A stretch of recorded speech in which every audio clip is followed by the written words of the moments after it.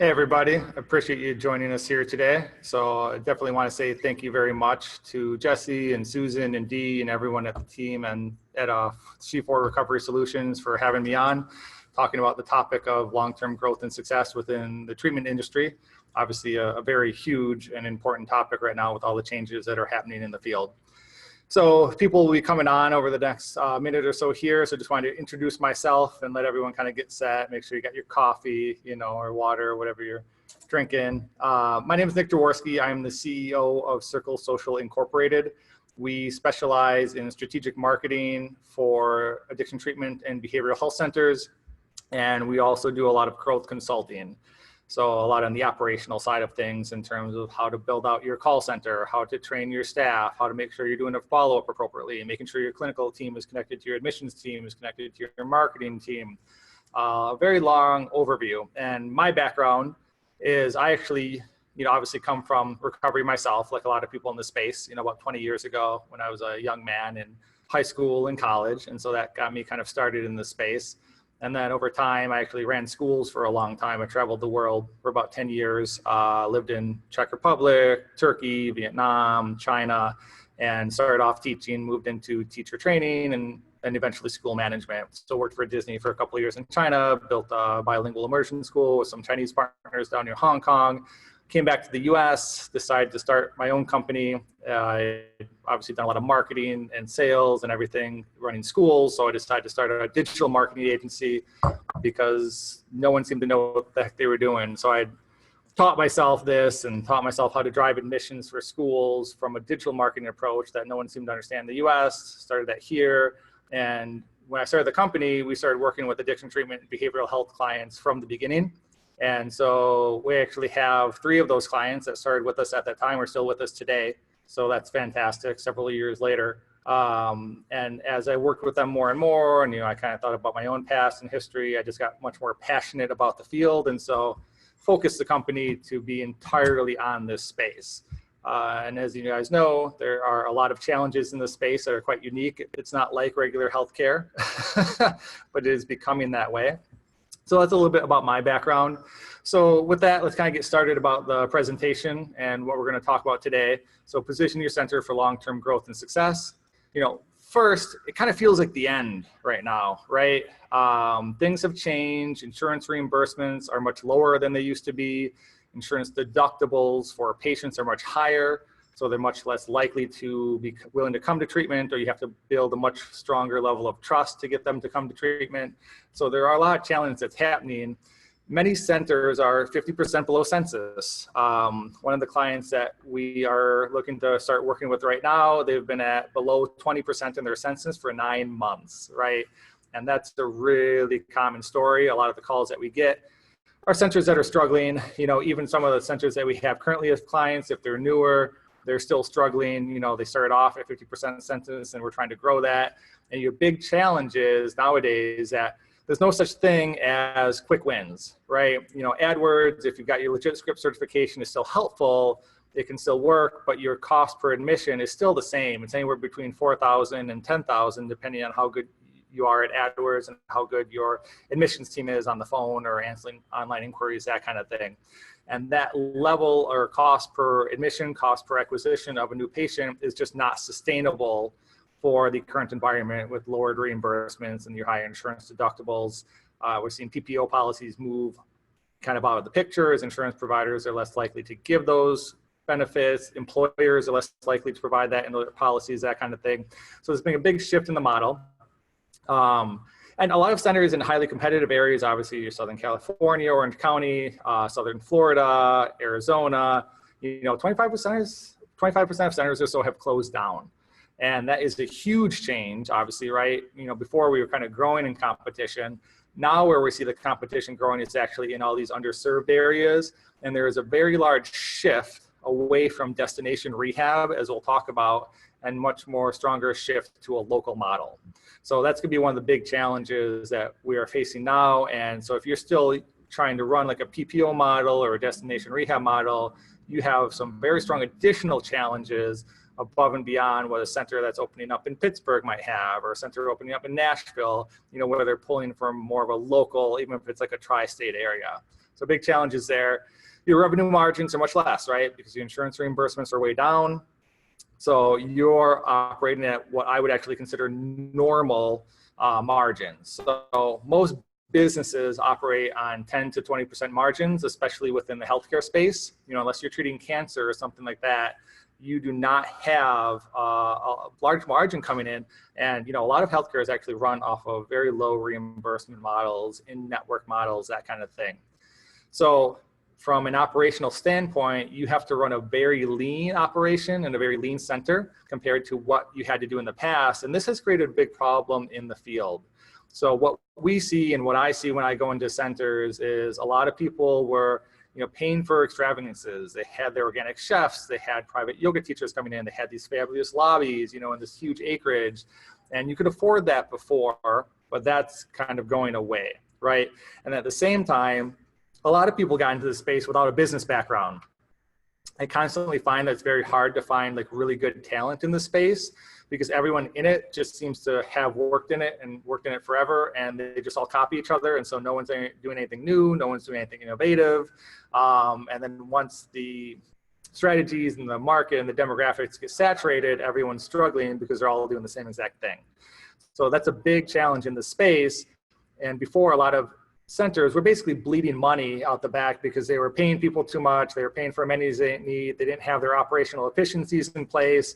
You know, a really good call center is still running at like a 5% conversion rate. So if we build really good SEO for our clients, or we do AdWords campaigns where there's more of a bottom intent, what we call bottom of funnel, high search intent focus, we'll see a decent call center will convert at a 5% rate. But the reality is most centers are converting at like 0.5%. They have awful conversion rates. Partly that's because they do really poor marketing and they don't build up a reputation among certain demographics. They don't have a focus.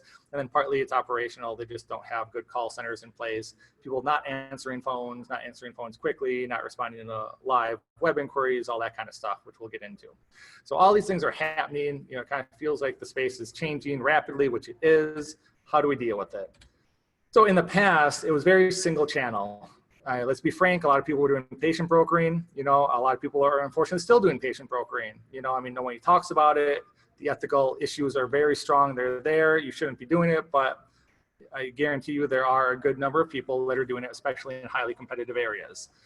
I'm part of a couple ethical marketing groups, you know, on LinkedIn, on Facebook, and we share stories of things that we catch people doing, and this is very common. But you had your patient brokering, you had your AdWords, and you had your call buys, right? And that's really all most centers did. And now what the huge shift has been, and where this is very abnormal for most industries, is you can't just start an AdWords campaign.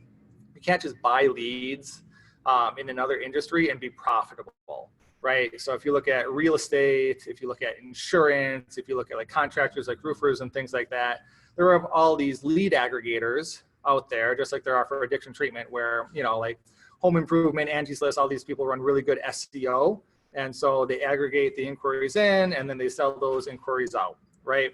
Well, it's not sustainable because it's super expensive. So these lead aggregators charge a premium for very low quality inquiries. And the reason it's low quality is they don't know who you are, right? They were not calling you. They had no interest in you. They just needed help with a roof. They needed help with real estate, finding a new house, or they need help with addiction treatment. So all this single channel kind of built this mentality that I could somehow turn on a marketing campaign, immediately get call volume, and then immediately convert that call volume into admissions. While that doesn't happen, it doesn't happen in any other field or any other industry. And the only reason it was sustainable within addiction treatment is because the margins were so ridiculously high with these high insurance payouts that you could pay $7,000 in admit and still be profitable, right? Well, that's not the case. So now you've got to build real marketing. So you have to have omni-channel. Omni-channel just means integrated marketing across your SEO, your Facebook, LinkedIn, business development, AdWords. Anything that you're using has to integrate into the other platforms and have an overall strategy. And what we see on our end is, I mean, even if we do a simple test where we take Facebook campaigns and AdWord campaigns separate, and then we put them together and run them at the same time, we will see a 10% lift in overall website traffic, and that corresponds to a 10% lift in overall admissions. So combine two channels and you get a much stronger result than if you were running each channel separately.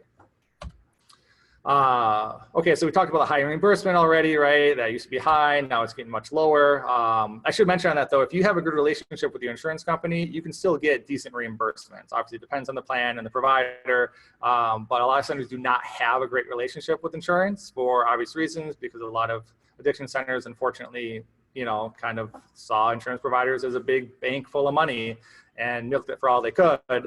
And so insurance providers have a big distrust of the treatment industry, but we have clients that are still getting, $1,200 reimbursements, no problem, from PPO policies because they have proven their outcomes. They have a good relationship with the insurance provider, all that kind of thing. All right, we talked about the deductibles already.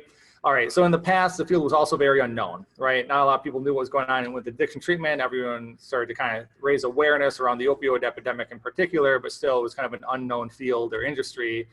Now, unfortunately, the industry press that we have is pretty negative, whether it's John Oliver, whether it's these exposés happening in the Atlantic, different people doing things like the Orange County Register. They quoted me on an article in those a couple of months ago.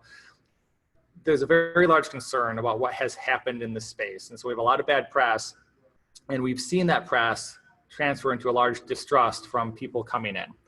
And where we see the distrust is before, a person calling that was a potential patient or calling for a loved one, they were usually comparing 1 to maybe 3 treatment centers. They just kind of found some on Google, on AdWords, recommended from friends, whatever it was, compared the 3, made some calls, gave an answer. But now what's happening is you've got people that are comparing 3 to 7 different treatment centers. So that's a really big shift, right? Because they know the bad press is out there. They have all these concerns around it. And so they're comparing a lot more treatment centers than they did in the past. So you have a lot more competition, even at that bottom funnel stage where they're calling you. So that's also why we're seeing conversion rates drop. We talked a bit already about your AdWords campaigns and still your focus on SEO. SEO is good, it's excellent. But there's all this focus on the bottom of funnel. Who's ready to buy now? And so we're going to talk about that a bit, but there's a very small number of people that need addiction treatment services today, right? The majority of people that are struggling with addiction do not need addiction treatment today, or maybe they don't need it, or maybe they need it, but they don't want it, right? There's a big difference between struggling with addiction and actually being willing to seek out treatment. So now you have to really go back in the customer buying decision process. You have to go back in that funnel and get people engaged at an early stage so that you build reputation, brand, trust. And if you do your marketing really well, like we do a lot of stage sequencing in our campaigns, that you will drive people through a decision-making process and help them kind of make that decision faster than they might have done if they were not seeing advertising campaigns, for example. So a very big shift. All of this connected to a very high volume of calls. Most clients that call us are saying, hey, I need more calls. Well, calls don't matter. I can drive Medicaid calls all day. It's super easy. $30 a call, really easy to drive campaigns, whether you're doing AdWords or Facebook or, business development, SEO, really easy to get cheap calls, call buys from these aggregators. But that low conversion quality is there because these people don't know who you are. They don't trust you. You're doing really generic, lukewarm marketing campaigns. Now what you want to do is you want to do a stronger qualification process, right? You want to run strategic long-term campaigns. So you're going to have a lower call volume because of that, but it's going to be a much more high quality call volume that converts at a better rate. And your advantage there also is that you're paying a lot less for staff, right? So instead of having to have 5 staff in the call center, I could actually staff it with 2 and still maintain my conversion rates because I'm not dealing with all these Medicaid calls. And on top of that, the big advantage is you don't burn out staff, right? Staff get really burned out. I mean, you get your suicide calls, right? You get your really challenging people that are just broken down, years of addiction, don't know how to get out of it, but they don't have insurance or resources. I mean, so you give them Samsung's number and help them move on, but that's about it. That's really challenging for people to deal with. So if you drive a lower call volume but higher quality, a lot of advantages all around. So kind of running through the numbers, right? We talk about this all the time. 20% of Americans have an SUD. I don't know if that's accurate, but it's thrown around all the time. It's about 70 million people, right? Well, 80% of people recover on their own. So that's without treatment. I mean, in the treatment industry, we're always dealing with that tough bottom 20% that are not able to recover on their own, that really need support, right? So that brings us down to about 14 million people needing treatment at any given time. Well, at any given time, there's only 4% of those people that are actually seeking treatment, right? I mean, so it's not like there's this huge number of people that are struggling with addiction that are seeking treatment. They're not. It's a very, very small percentage. So that brings us down to 980,000 people that are seeking treatment in a given month, right? So 13.4 million are possibly in need of treatment, but not seeking it. Now, when you look at an SEO standpoint, 60% click on the first 3 items on Google, right? So you have to assume that 588,000 people of that 4% that are seeking treatment or seeking treatment for a loved one are only going to click on the first 3 rankings on Google. And that's super important to understand from like an SEO perspective. So if you're not getting onto page 1, and we see this all the time, if you're on page 2, you don't get call volume. That's the reality. I don't care what keywords you're trying to target, you're not going to get call volume. You've got to be on page 1 to actually get return on investment into the SEO spend that you're having. So you need to be very strategic about choosing words that you know or you're confident that you can get ranking for, that aren't super highly competitive, because the big guys are paying, you know, tens of thousands of dollars a month for their SEO. A lot of centers don't have that kind of budget. You've got to get more creative. You've got to know how to work with a smaller spend and target keywords that the big guys aren't going for. But regardless, you've got to get on page 1. Then ideally, once you get to page 1, you've got to move it up to the top 3 to get into that click-through rate. 1% only click on Google AdWords, right? So this is the big mistake that most centers made for so long, is they invested their entire budgets in Google AdWords. Well, there's no long tail advantage of Google AdWords, right? I mean, it's a search intent based system. So people search for you, they maybe see your ad, you're thrown into the auction system, you put your keywords out there, and then, you know, maybe you get shown, but that's it. They could do the same exact search a minute later and not see your ad again, right? So big issue there. Whereas at least with SEO, you're, you know, more or less, you'll have to go back and forth. You'll be fighting with other treatment centers and SEO efforts, but you're more or less going to be on page 1 once you're there, right? So there's a huge long tail advantage to SEO where there's no long tail advantage to Google AdWords, and you only get a 1% click-through rate on Google AdWords. So there's only 9,800 people in a given month, you know, running by these numbers. You're competing with 14,000 other treatment centers in the US for 9,000 clicks, right? Now remember, most of those people have Medicaid. So it's not even like a lot of them are qualified or have the insurance or the means to pay. So of that 9,800, you know, about 70% are probably on Medicaid, because the reality in this field is that the majority of people struggling with addiction are on Medicaid or have no resources, right? Addiction, SUD are strongly linked to poverty. So we have a very, very small number of people that are struggling with an SUD, but also have the resources to come into a treatment center. So if you were investing your entire budget into Google AdWords, it's a very, very poor play, because you'd be paying a lot of money forever and ever, because that will never change, because you have no long tail advantage on it. You're competing with everyone else. And unfortunately, you know, everyone kind of thought that AdWords would be cheaper, right? Once the legit script verification came in, a lot of the big players were kicked out of it. The lead aggregators were kicked out of it. Well, they haven't. They've kept the price points the same as the cost per click. So you're still paying the same cost per ad minutes off an AdWords campaign, you know, if you're running them well and you have a good team. We talked about the 5 to 7 already. So what I want to kind of jump into a little bit is understand this diversification or dying, right? You cannot invest everything into AdWords. You can't invest everything into SEO, right? You have to be strategic. You have to diversify. And I think this became super clear to everyone when AdWords went away. A lot of centers closed down pretty soon after that because they had no diverse strategy. So what I always tell clients is that you should have 70% of your admissions generally coming from your business development, your referrals, alumni referrals, anything around a really strong community that you have, a really strong reputation you've built with the professional community. 30% should be coming from multimedia leads. Multimedia could be AdWords, it could be Facebook, it could be billboards, it could be TV, you know, whatever it is, but you never want more than 30% of your admissions coming from multimedia. And that's the same if you're dealing with a merger and acquisition. If you're trying to sell your center, investors, buyers, they do not want to see more than 30% of your admissions coming from multimedia, because that just signifies a lower quality center. Usually it signifies a center that's just doing good marketing, but not necessarily good treatment.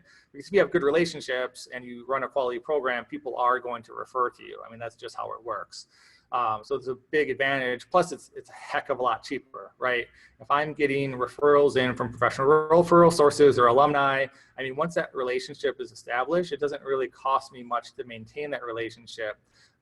So your cost per admission is much, much lower than if you're trying to run these multimedia campaigns. And again, you've got to tie it all together, right? So you're doing the same things in the same places around the same messaging, but big piece of it. So this is just a snapshot of a particular client, right? And you can see here that we started running Facebook campaigns with them, and Facebook campaigns are the majority of their traffic.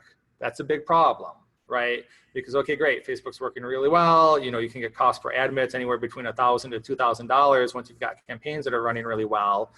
But who knows, right? Facebook just went legit script as well in terms of the verification system, the verification process. And so now that caused a little bit of a snag for a lot of people, even though most had already applied for the AdWords. But you never know what Facebook is going to do. You know, this is a very regulated space. There are a lot of restrictions around running advertisements on Facebook for addiction treatment, as well as behavioral health or any healthcare issues. AdWords, obviously, you can't do retargeting, you can't do display remarketing for behavioral health and addiction treatment centers. You know, so there's all these restrictions that the big internet players are making, and we never know what they're going to do. And, you know, Google shifts their algorithm all the time, right? So you want to have diversification. Here, we don't see that. You know, it's almost all of their traffic is coming from Facebook, like a huge percentage, 70% of their traffic, right?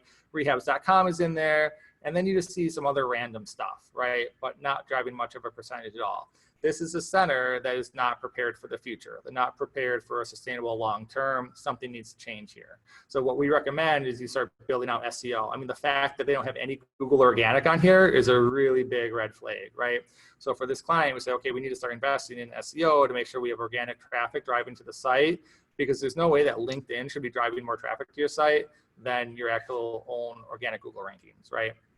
So diversification is key. Oh, and go back. I mean, if anyone out there is not familiar with this, this is a standard Google Analytics view, right? Simple track in the back end. Anyone can install it. It's free. It's not that hard to figure out. You should have someone on your team, or you should have your marketing agency providing you this kind of information to understand what's working and what's not working in terms of driving traffic to your site. And then ideally, you want to be setting up conversion goals so you can actually track people through to calls, people through to web inquiries, that kind of thing. So we need to move towards a reasonable cost per admit. Ideally, your overall cost per admit is no more than 3 times your day rate, right? So if you're getting an average day rate of $500, you don't want a cost per admit of more than $1,500. And so that's just kind of to understand from an operational standpoint. Again, same thing from like a buyer standpoint. If you're trying to sell your center in the future, that's a rate that they're going to want to see. And your multimedia leads are almost always going to be higher than that, at least right now in this space. You know, I mean, we've seen multimedia leads come down as low as $400 for particular campaigns, but it's very rare that it stays there, right? It usually starts creeping up to $1,000, $2,000. If you got newer campaigns, if you got no brand built out, no reputation, you know, you're definitely starting in the $7,000 to $10,000 range. Again, a lot depends also on your call admissions team and how good they are, how good the follow-up is, that kind of thing. But when you tie it in with the business development referrals, right, that should be a very low cost at some point. Well, that drives your overall cost per admission down. So that's your goal, get a reasonable cost per admit that's no more than 3 times what you're getting as your average kind of daily rate reimbursement. And that's what you should be shooting for as far as your targets. And it's totally doable as long as you have these integrated kind of omni-channel strategies going on. We talked a lot about quality over quantity already. You don't want a lot of medicated calls, you know, and I hate to say that because obviously everyone needs help, but at the same time, most centers are not set up to deal with them. So it's doing them a disservice by having them call into a center that they can't be helped, and just yet once again, they're being denied services, or they're being told that they can't be helped. That, you know, creates a lot of anger, a lot of resentment, a lot of frustration. It probably took them a lot of courage to call. But the reality is, when you're running marketing campaigns, you're going to get Medicaid leads, because as we talk about pretty shortly here, marketing is about building trust. And if I'm on Medicaid, or if I don't have money, I'm basically expecting you to give me free services, right? I mean, maybe that's kind of the culture I grew up in, where I get a lot of government support for something, so things are always free. I get a lot of help with different aspects of my life. Or it's just kind of the mentality, I know I don't have money, so I'm looking for free services, and that's what I want. Well, I don't have to build trust with you to get free services, right? There's no need for me to know who you are as a center, to really evaluate your team, evaluate your program, because, I mean, I'm not going to lose anything by going, right? I only have something to gain. Well, that's a huge difference with an insurance qualified lead nowadays that is paying usually a substantial amount out of pocket, right? They're often paying several $1,000s out of pocket. And also there is a concern about the quality of the program, because the reality is too now that most admissions coming into programs are not coming in for the first time, right? This is their third, their fourth, maybe their fifth stint through a rehab. And these people want to get better, or their families want them to get better. They want to stop paying money to treatment centers that are not giving them a final result, right? And we all know how challenging that is and how hard that is, but that's the reality. So to get a quality call, there's a much bigger trust barrier that you have to overcome in your outreach efforts, in your marketing efforts, in your community building efforts to drive those kind of inquiries. Because it's super easy to drive a low quality call. They don't need any trust. They're just looking for free services. But for these people that are investing, that are entrusting you with their loved one's life or their own lives, you know, it's a very big deal. They're going to vet you very carefully. And we've seen that consistently. A lot of your conversion rates, a lot of your cost per admissions, especially from a multimedia lead, ties very much into your online reputation. So centers don't think about this a lot, and you guys really need to start thinking about this. If you don't have good reviews on Google, on Facebook, on Yelp, on Psychology Today, even on some of these review aggregators like rehabs.com, people are not going to call you. And we see this constantly in our campaign. So really great example we had one time is we were running a campaign for a client. Calls were coming in as normal. You know, we're getting like $30 to $50 calls depending on the campaign. And just overnight they died, like just never seen it happen before. Suddenly we were getting 0 calls just out of nowhere. I'm like, well, what the heck's going on with this?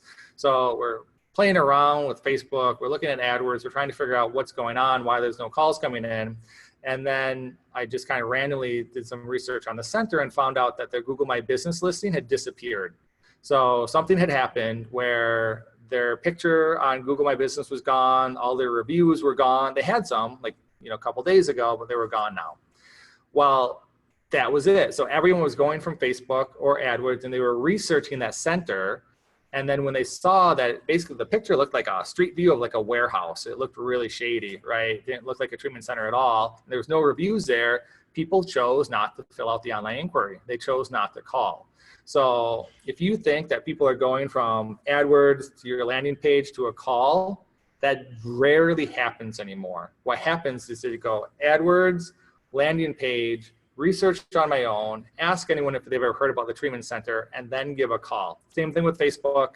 They'll research you online before they make that final call to your center. So if you don't have a good looking website, if it looks really crappy, if you don't have a mobile optimized website, that's a huge quality sign to a lot of people these days. Most people search for mobile. Or if you don't have good online reviews, people will not pick up the phone. They will not fill out the website inquiry to get a hold of you. So very, very important. Okay. So depth of destination rehab, you know, I mentioned this briefly in the beginning, but this is a big trend that's happening, especially for these centers where they're very saturated in certain areas. How do you deal with this? I mean, the reality is you probably can't pick up and move your center to an area in the Midwest or the Northeast or the Northwest where there's not such a concentration, right? That's not a reality. Maybe you could expand there, which is a fantastic idea, but you're not just gonna pick up and move the center that you have.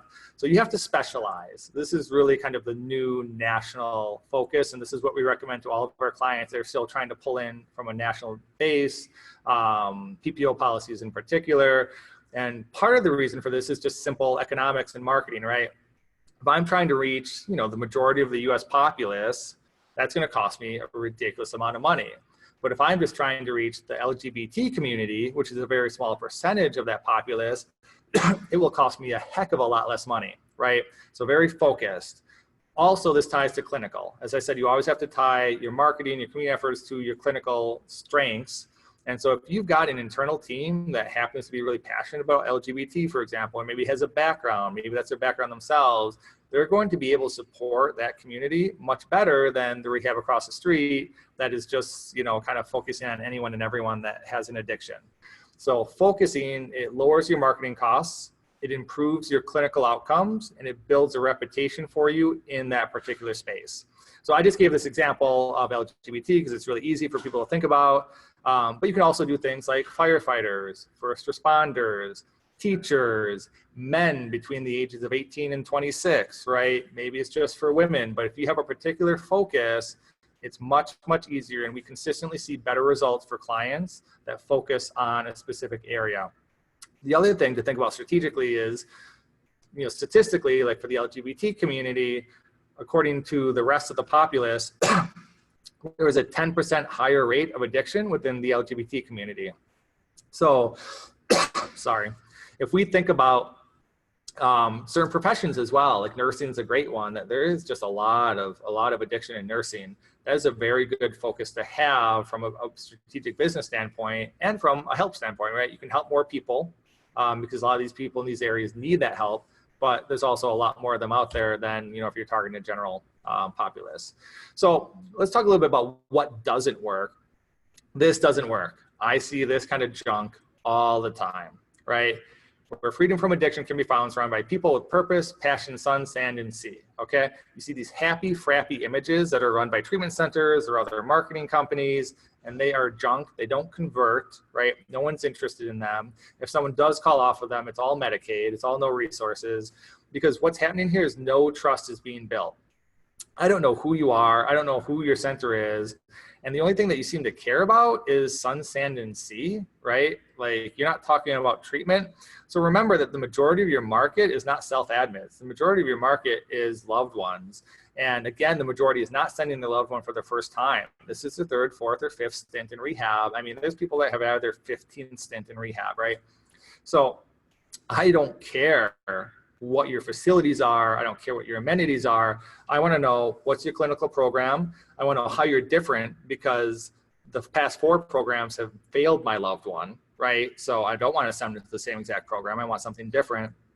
And I just want to know that they're going to be safe there. I want to know about your clinical team. I mean, the most visited page on a lot of our clients' websites is the clinical team. They check out the clinical team, who they are, what their background is, what their experience is. If you don't have your clinical team on your website, it's a huge loss, right? You are losing a lot of potential calls because people want to know that you're legit, that you have quality staff in place, and they want that personal connection. The personal connection is one of the huge differentiators that you can have with your treatment center. Sorry, let me grab a drink here. All right, so get away from this kind of crap, right? What works is emotional appeal. You have to understand what their pain is. You have to get into that pain, and you have to provide a solution. This does none of that. There's no reason for me to trust your center. I'm not going to call it. Other things that a lot of treatment centers have done in the past and are still trying to do it are basically trying to steal other people's stuff, right? So, I mean, we see it all the time. We've even had unfortunate incidents with clients where they try to like copy all the campaigns that we run in various areas and paste it, and then, say, okay, well, we don't need to work with you. We copied all your stuff. Yeah, and then they call back 3 months later saying, well, okay, it's not working. Because you're not building this trust systematically. It's not plug and play. There's no magic bullet. There's no magic formula that drives admissions or drives inquiries. You have to be strategic about who you're working with. You have to build relationships and trust in a systematic fashion. You have to be using the data on the back end to track what's working, what's not working. I mean, it's a lot of work, and it's something that most people have no idea how to do. So you can't just copy something from over here, paste it over here, and assume it's going to work. So people are doing this not just on like the campaign end. They're thinking they can steal a marketing director from the center over there that somehow is going to plug and play their stuff. Again, we've seen this really consistently. It doesn't work. Every campaign that we build for clients has to be individualized for that treatment center. What are their strengths? What insurances do they take? What geographic areas do they work in? Or do they happen to, have good insurance providers coming from? What's their particular focus in terms of treatment? Like, all these things factor into the individual strategies. I cannot take what I'm doing with center A and just plug it into center B and get the same results. Never happened. And we've actually split tested it because I'm always curious. I'm always looking at the data, right? We've actually run 2 of the exact same campaigns at the same time with different clients just to see what happened. Completely different results. We saw 3 times higher click-through rates and conversion rates with a particular ad for a particular client, even though it was going to the same audiences, even though it was the same exact copy and stuff like that, just basically with the logo and the name switched out. One had better brand recognition. They were much stronger. They had a reputation in the space. The other did not. That was very much reflected in their campaign results. So same thing with business development reps. You cannot just go and hire a business development rep from some other center and assume that they're going to bring their relationships with them. Every once in a while that will work, but most of the time it doesn't. And the other thing to think about when you're doing or thinking about things like that is if you build a good reputation, people want to work with your center, not with your business development rep, right? If you have not built a reputation, if you haven't built a brand, then yeah, then I don't care. I'm going to go wherever that business development rep goes. So from a marketing perspective, you have to be thinking and say, okay, have I built a really valuable brand? Do these referral partners want to work with us? Or are they just here because they trust my business development rep? Well, if they're just there because they trust your business development rep, you have a big problem, because then your referral partner is completely dependent on the business development relationship. And as we know, business development reps tend not to stick around a long time. They're a very fluid role within the marketing community. They move around a lot. Same thing with your marketing directors. These people tend to move around a lot. So you can't just plug and play that stuff. You can't just rely on that person. You have to work on building your brand and your reputation so that it sustains past bringing the next person into the role. So just as I've been constantly talking about, marketing is building trust at scale in a way that drives the desired action. That will build your reputation, your brand. That drives long-term sustainable growth so that you can survive downturns or strategies like this, okay? Step one, targeting attraction. When we're building trust, think about all of your marketing efforts like you do an in-person conversation, right? I always give the example of a networking event. Let's say that I walk into a business networking event and then I am meeting new people. If I walk up to them and say, hey, my name's Nick, do you need addiction treatment services? Or hey, my name's Nick, do you need digital marketing services? I mean, it's just ridiculous. No one would ever be interested in having that conversation with me. They don't know who I am. They don't trust me. Even if they need it, they're not going to be willing to work with me because they don't know who I am. You know, I mean, I always give this example. Let's imagine that you were selling a solution for cancer and you walked into a room of a bunch of people that had cancer. You said, hey, everyone, I've got the cure for cancer right here, $2,000, who wants in? Now, would you buy it? And the reality is you wouldn't, right? Because you don't trust that person. You're like, oh, sure, cure for cancer, $2,000, that can't be right. This guy's trying to scam me. Maybe he's got it, but there's no trust there, right? So you can't think about your services, your program as some kind of magical features that if you just get the right messaging to the right people, they'll be interested in. It doesn't work. It's just like a real life relationship. So targeted attraction. If I am doing addiction treatment, I am not going to probably go to a business networking event with a bunch of people that are there to talk about business. That's not my demographic. That's not my market, right? I do want to go to an Al-Anon group or a PAL group, Parents of Addicted Loved Ones, right? These are fantastic groups because all these people here definitely have loved ones struggling with addiction. So I've identified my right audience, right? Now, how do I attract that audience? How do I get them to notice me? You know, again, I'm not just going to walk in the room and say, hey, addiction treatment services, I'm over here, right? No one's going to listen. They don't trust me. And I also want to see who's interested in actual services. So, you know, if you have like, let's say, for example, you know, a real meeting and you have a kind of little sign up that says, you know, addiction treatment service, ask about more information. You see who comes up. Now you're identifying your audience. And as we'll show you in a little bit here, I'll give you the exact way that you can do this from a marketing perspective to help you identify the correct audience, or from a different way of looking at it, attract them to you, right? So, okay, we attract them to you. So now they know who I am. They at least know my name, or they know my center's name. Now I need to engage them. I need to build a relationship, right?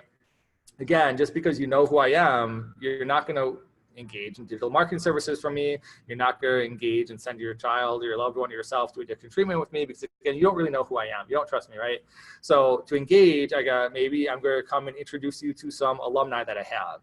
Maybe we're going to have a couple coffees or some lunches where I talk about what our clinical program does, why our staff is so great, you know, what you need to think about when you're comparing addiction treatment centers, understanding addiction, how does it work on the brain, how does it affect people's lives, what do they need to recover.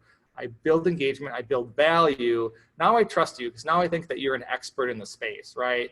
I've seen your alumni, I've seen successful clients come out of there.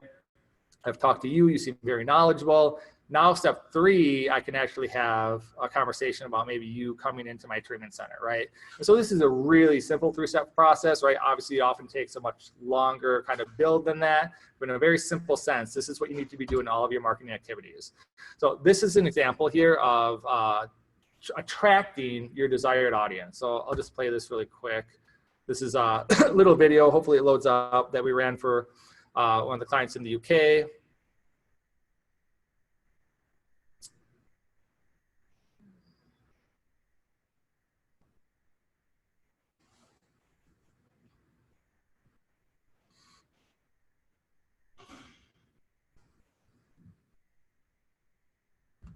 Okay, so I want to show that because it's really important to understand what's happening here. Now, again, what most treatment centers think is that somehow that this is going to magically generate calls and admissions. There's no way in hell. But 1 second, let me shut that down. Let's see. I bet you it opened up in here. Yep. There we go. Okay. Sorry about that. Okay. So a lot of treatment centers think that it's going to magically somehow produce some admits. There's no way in hell, right? This ad is not designed to build admissions because there's no trust here. Okay, great. You show me an ad about opioids. Yeah, it's kind of scary. There's an emotional tug there. This is important to me, whatever. But I still don't really know who you are, right? The entire purpose of this ad is to identify who your target audience is. So you can see that the image of the woman in the ad is young, right? And so here we are obviously targeting moms of children that are struggling with addiction. Moms have a very strong fear. A lot of these, children are living on the street, right? Or they're afraid that they're going to live on the street, which is why they're still letting them live at their house or paying their rent or whatever. But you need this really strong emotional pull to identify your audience. Now, what's really cool, 1 second, let me flip this. Okay, there we go. So now when you go in like Facebook, for example, everything is trackable, right? So here we can kind of see what our video percentage watch rates are. Who has watched what? So 25% of the video, who's watched that many people? Okay, these various campaigns, we got a couple thousand people here, a couple thousand people here. Who's watched 50%? Who's watched 75% or more, right? So here, from a campaign perspective, this is our audience. These are the people that are most likely to be seeking addiction treatment services, right? They didn't just watch the ad because they had interest in music and they saw a kind of scary statistic on there. They were drawn into this ad because clearly this was affecting their life. You don't watch 75% or more of a video on opioid addiction if it's not something that's impacting you right now, right? So the entire purpose of that campaign is to identify that audience. And then what you can do from a marketing perspective, especially on the back end in Facebook, is you can basically say, hey, Facebook, take those 2,899 people and send them a follow-up message.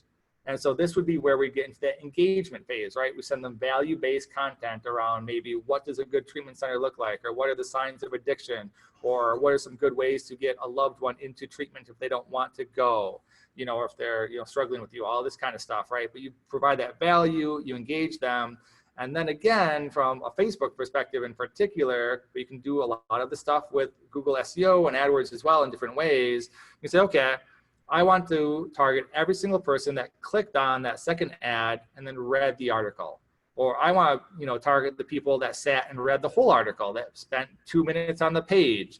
You can do this in the back end of Facebook, in the back end of your Google Analytics. You can do all this kind of tracking to identify your audience and then tell Facebook who you want to target down through that decision-making process. And that's how you build trust with people to get them to the point where they're going to pick up the phone, right? So I always like to give this example too. This is a different client that we work with in the behavioral health space.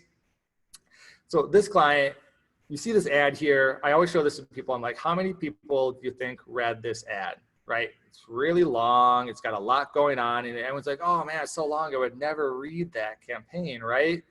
Well, the reality is, if we look at the results, this campaign ran for just a week and we got 251 reactions, 88 shares, right? 9 comments. And I'll show you the data on the other side on the next slide here. But long form content, why does it work? Because it builds trust with your audience. If you give me a 2-sentence crappy little campaign about sun, sand, and sea, I know nothing about you. I don't know if you understand me. I don't know if you understand my issues. But when you do long form content, you can get inside the head of your potential client. You can really speak to them and it builds that relationship so that they're willing to take it to the next step. If we go back to that previous ad of sea, sun, and sand, it didn't have any likes, didn't have any shares, right? I bet you could run that campaign for months and you might get a couple people to like it, But whereas you can run a campaign like this for a couple weeks at $20 a day, and you can get this level of engagement because it speaks to a specific person. Now, of course, we're doing, high-end targeting on the back end to target specific people that we developed over time, but that's a different story there. So, okay, so then you know, kind of what I'm talking about here, when you look at the back end of your statistics, you can say, okay, you know, let's take our dates, just kind of go across the right here. We got a date. How much did we spend? We spent $260 on that day. What was our CPC for that day? $1.29. What's our CTR? What's our click-through rate? 2.62%. So this tells me that people are interested in that campaign. So for those of you who don't know, like a 1% click-through rate on a cold top-of-funnel audience is really good. So we're getting, you know, triple that, sometimes quadruple that, because we've done really good targeting, we've identified who our audience is, and we've written really good content that speaks to them, speaks to their pain, and ideally provides some kind of solution near the end. So get a really high click-through rate tells me as a marketer or as someone running a center that the campaigns we are running are on point, that they're doing what they're supposed to do. For this particular client, we run them through an educational process. We actually do that with a lot of our clients to build a lot more value, build a lot more trust. So they sign up and they register for like an online class kind of thing, right? So then we track how many people registered. We track our percentage of registrations, right? So then you can say, okay, the ad is working. We're getting really good campaign results there. Is our landing page working? Are people interested enough that they actually sign up for the free class? Yes or no? And so here, a 15 to 20% registration rate is pretty good in our experience. So our numbers are on point here.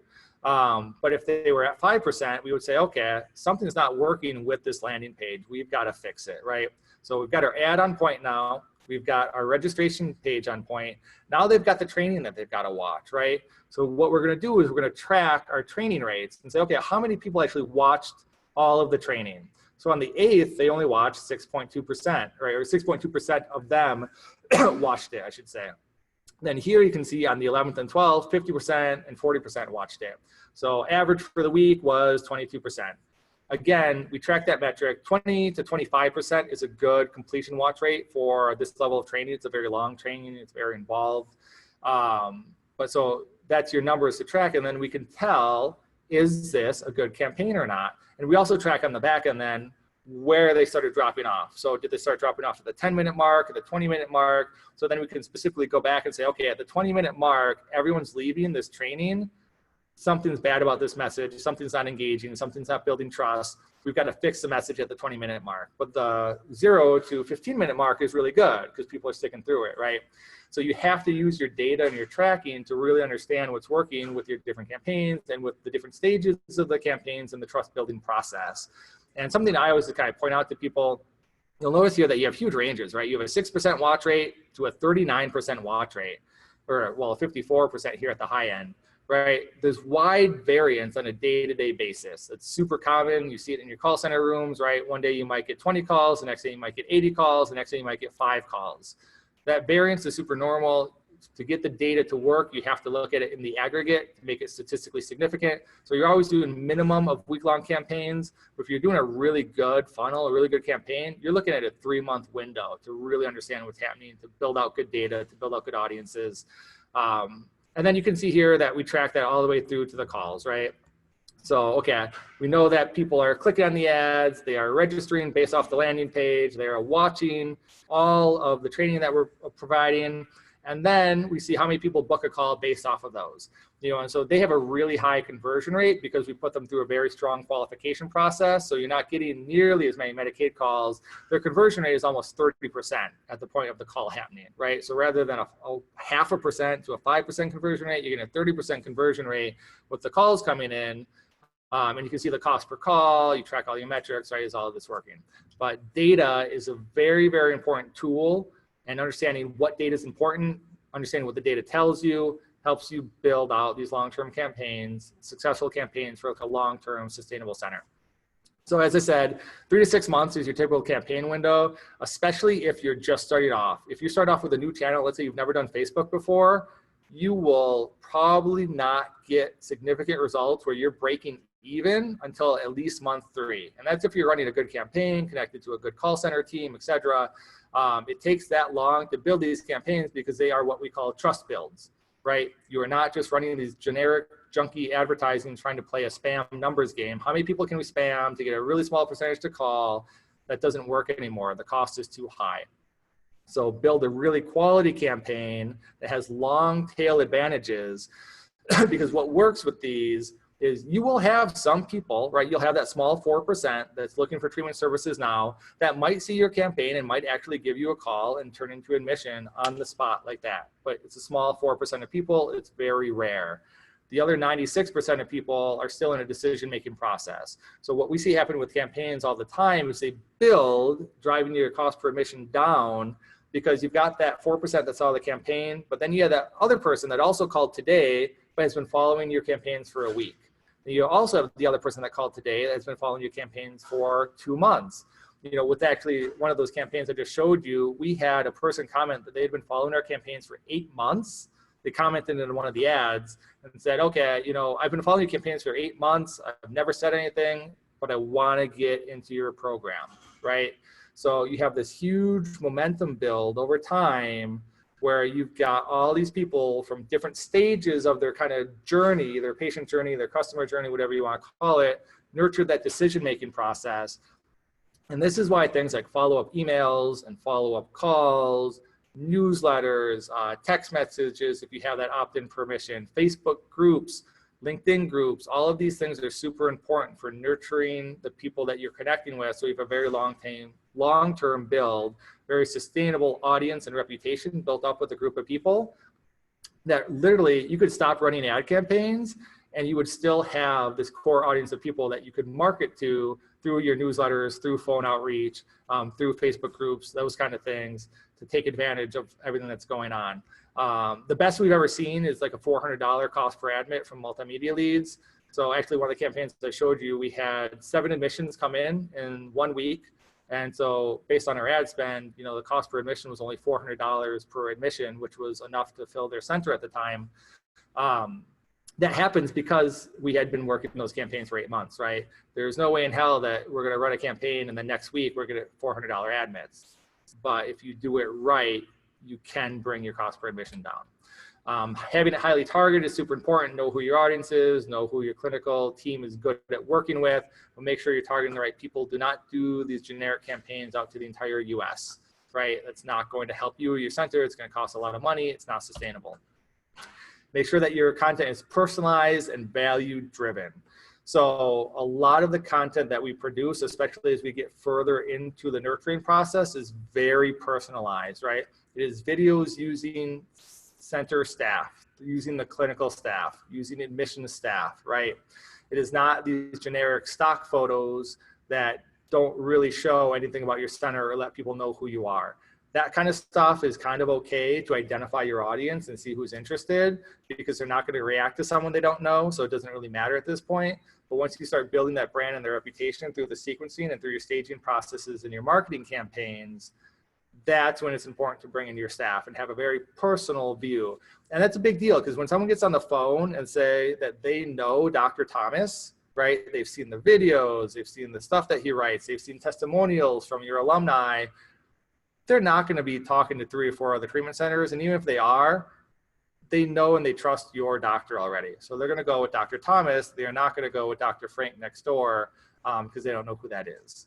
So personalized, value-driven content is incredibly important for successful, long-term, sustainable marketing campaigns these days that will make you have a sustainable center, right? Continuous iteration and improvement driven by data. I walked you through kind of that process of what it looks like. I know it's, you know, probably making your head spin, kind of complex if you haven't been familiar with it. But, you know, once you've been doing this for a long time, like me and my team have, you just get to know what works and what doesn't work, what good benchmarks are, especially in this space. But like I said, you know, we'll take a video and we might lose everyone at the 15-minute mark or the 20% of the video mark. Then we have to revamp that video. Then, okay, great. Now we got up to about 50% of the video, but they're still not watching all of it. Okay, what do we got to do now? Revamp that video. So you're doing a lot of iterations on your content. You're doing a lot of iterations on your landing pages, a lot of iterations on your website overall. And you should be doing really the same process with your admissions team, right? Are you listening to phone calls? Are you helping them get better at the calls that they're doing so that you're driving an iterative, data-driven process to improve your outcomes? You know, even in the call center approach, we always help our clients understand which admissions reps are doing the best, or which business development reps are doing the best. Where do the admissions seem to be coming from? Are they coming from a specific geographic area? Are they coming from a specific profession? Once you use that data to understand what's working for your center, there are just huge, huge advantages. And it works every time. So long-term audience builds, right? You can't just run some random campaign to some random audience and hope it works. That's why, buying calls has such a very low success rate, right? If you get like a 1% conversion rate off of buying calls from a big media buyer or a lead aggregator, I mean, that's actually really good, right? Most of the time it's not going to work because you haven't built an audience, you haven't built a reputation. So if you want to drive those conversion rates up, you have to do long-term audience building, and that future-proofs your center. Because then you have an entire segment of the population, a group of people that are interested in you, that trust you. They're not calling you randomly because they were sent by some random call buyer or some random online SEO lead aggregator, right? They're calling you because they want to work at your center. They want to be part of your program. Very, very important. Sequencing is very important, right? You have to understand where it fits into that customer decision-making process, where it can fit into your marketing funnel process. I am not going to run that video that I showed you that's emotionally impactful in the middle of my marketing sequence because I don't need to identify this audience anymore. I already know that they have this issue. Giving them a little bit of statistical information about the opioid crisis is not impactful to them at this point, right? So I have to understand where my content fits in a sequence that drives the decision-making process. And then you have to multi-stage your retargeting, right? Someone that visits my homepage, if I use Facebook to retarget all my homepage visitors, these people are just browsing, right? A lot of the time, they're not at a decision-making process. But if I retarget people that have visited my programs page, right, or my contact form page, well, these are people that are closer to the bottom of the decision-making process. So if someone's visited my contact page, I want to retarget them with an ad campaign that says, hey, are you looking for treatment? Here's what we offer. Give us a free confidential call today. That's going to work. It would not work if I retarget that off my homepage. Off my homepage, I have identified an audience, but I haven't engaged them yet, or at least I'm not confident that they're engaged. So I'm going to send them value-driven content. Maybe I'm going to send them to a YouTube channel that I have with a bunch of videos and testimonials, right? That might be a bigger value add. Or send them to a page of some of my clinical team talking about what we do in the program. You have to understand where they are in that sequence, what pages on your website are good for retargeting, what stages of your ad campaigns are good for what kind of retargeting. Just very important to kind of have a very strategic view of all of this.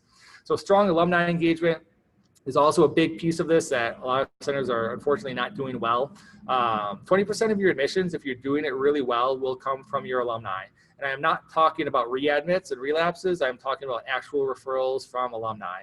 I mean, again, this is really common sense, right? If I have someone coming to my center struggling with addiction, well, most of their friends probably were as well. Their family is most certainly part of Al-Anon or PAL or some other kind of support group for families of people struggling with addiction. So they're going to know a lot of people in the space as well. So if you engage your alumni, if you keep up with them, if you continue to build value and relationships over time, they're going to remember you, they're going to have good feelings about you, and they're going to start recommending, friends that are also struggling with this. So alumni is often a missing piece from a lot of marketing. It's something that we try to help our clients out with a lot. And even from like an email campaign perspective, I see a lot of really junky email campaigns when we start with a new client.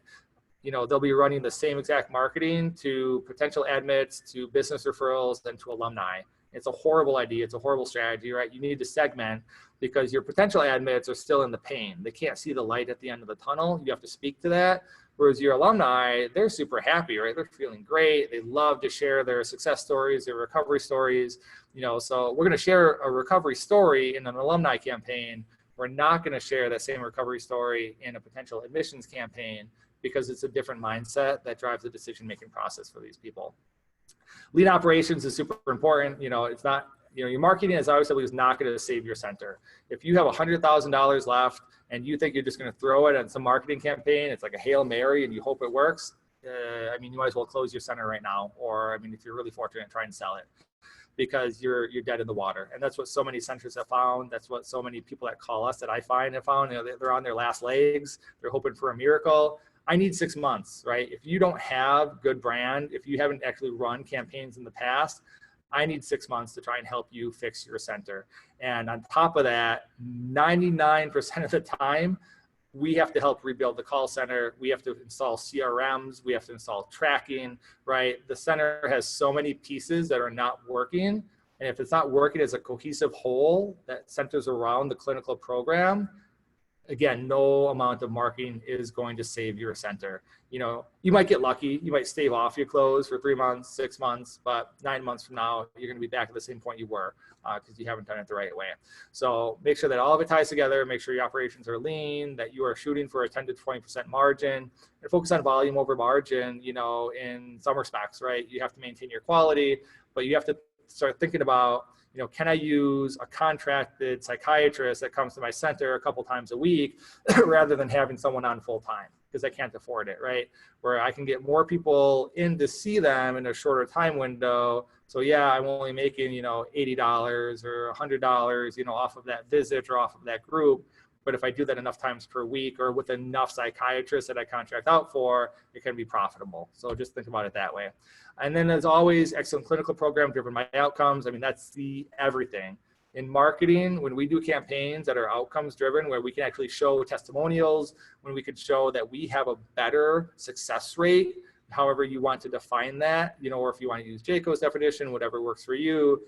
When you run a marketing campaign, here's our success, that goes a long way rather than some other center just kind of making, I wouldn't say empty promises, but promises not backed by actual data. And it's required by the insurance providers and Jayco and everything now anyway. So, I mean, there's no reason not to be doing it. Something I'm going to mention though is inclusion of MAT. So very, very sensitive subject, obviously, but I bring it up because it's important because a lot of treatment centers are turning people away. So we have one center we're working with right now that is really struggling with their admissions, and the big piece of it is they just don't answer the phone. A huge problem. They don't have a good call center. They're not willing to let us come in and fix it for them. They're thinking they can do it on their own, whatever it is. But they're really struggling. And so obviously we do a lot of call tracking. We'll listen in on calls, that kind of thing. And so we see that all of these calls are not making it. So actually back in July, we drew 19 insurance qualified leads to the center and they answered half of those. So most of them went to voicemail or did not get picked up at all or picked up by the answering service sometimes. And then on top of that, they turned a bunch of people away from MAT because they were on Suboxone or Vivitrol. You know, again, your center is yours. You know, a lot of programs have a certain philosophy around that, but the market has shifted. The government is really pushing MAT. Medicaid pushes MAT. I know that doesn't necessarily help a lot of people that are probably listening to this right now, but there's a big shift towards MAT in the space. Lots more people that are calling into centers are using Suboxone or Vivitrol or something like that, and they're not interested in going through detox because they want to continue that maintenance. So if your center is low in census, are you really in a good position to be turning people away? Would be the question that I would ask you, right? And as a treatment center, what do we want to do? We want to help people, and we want to help people where they are. You know, people struggling with addiction are struggling with addiction. There are a lot of stages where they come to us from, and maybe one of those stages is that they're on a maintenance drug. Are we going to say, no, I don't want to help you because you're on this? The reality is a lot of centers are, you know. So again, I'm not necessarily advocating MAT either way. I'm just saying that as terms of a market shift and a demographic shift, this is coming in. It's a reality. Centers have to be prepared for it, and there should be a conscious choice and a real discussion around, you know, are we having these people come in? Because for a center that's struggling with their census to turn 4 highly qualified insurance leads away because of that doesn't make a lot of sense to me.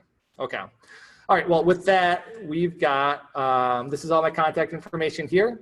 So I appreciate you guys reaching out. I appreciate you guys talking to me, you know, listening to me kind of tell you about what I see for the future of the field.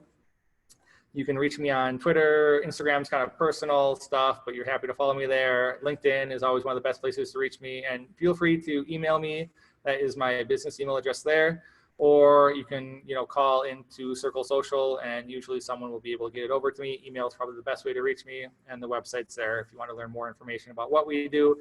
A lot of the stuff I talked about today, we write in blog articles. I also host the Recovery Executive podcast. So if you go to SoundCloud or iTunes or anywhere that podcasts are found and search for Recovery Executive Podcast, That is a great way to learn a lot about the field, and especially the business aspect that I find a lot of centers need help with. So I try to provide a lot of good information around that. So I know that this is about the end of the webinar here. I'll see if we can take any questions, but I also wanted to mention that Jesse and C4 has a poll that they would like you to stick around for. So please don't sign off once I kind of finish here. Jesse's going to pop on and have you take a really short poll.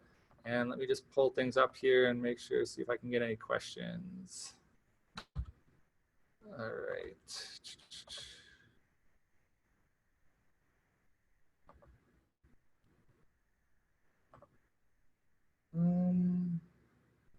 Well, I guess we're good there. Okay. Thank you very much.